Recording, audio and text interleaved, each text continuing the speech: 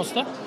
Қуаныштымын, өте Жұмекеннің еліне осы әруақты топыраққа, қастерлі топыраққа келіп еңбек сіңіру, терімізді тамдыру біз үшін үлкен мәртебе. Сондықтан қуаныштымын, айтысым да жаман болмады деп ойлаймын. Ел өзінің ықыласын, батасын беріп жатыр айтыстан кейін де.